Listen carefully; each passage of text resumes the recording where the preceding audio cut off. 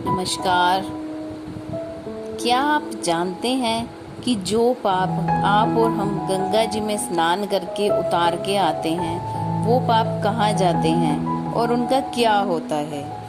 चलिए, इस प्रश्न के उत्तर के लिए हम आपको एक पौराणिक कथा सुनाते हैं।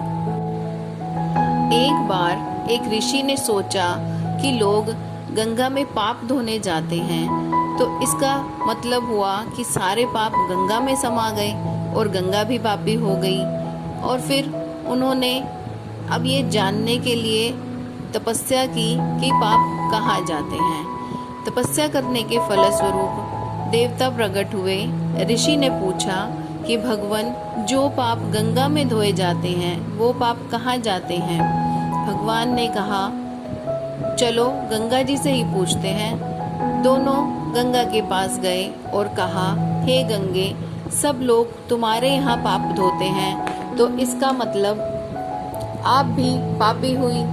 गंगा ने कहा, मैं क्यों पापी हुई? मैं तो सारे पापों को ले जाकर समुद्र को अर्पित कर देती हूँ। अब वो समुद्र के पास गए और कहा, हे सागर, गंगा जो पाप आपको अर्पित कर देती है, इसका मतलब आप भी पापी हुए। समुद्र ने कहा, मैं क्यों पापी हुआ? मैं तो सारे पापों को लेकर भाप बनाकर बादल बना देता हूँ। अब वो लोग बादल के पास गए और कहा कि हे बादल, समुद्र जो पापों को भाप बनाकर बादल बना देता है, तो इसका मतलब आप पापी हुए।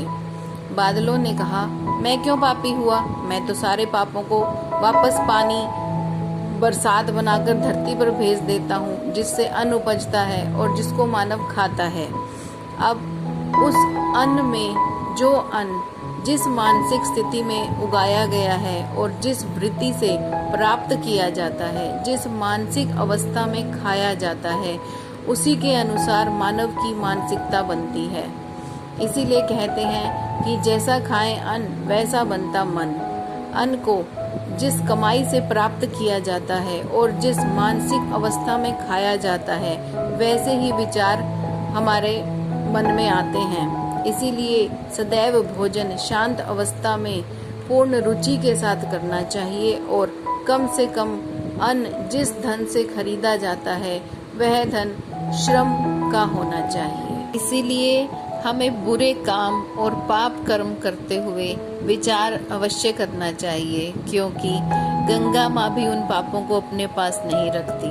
वो पाप घूम फिर कर वापस हमारे ही पास आते हैं।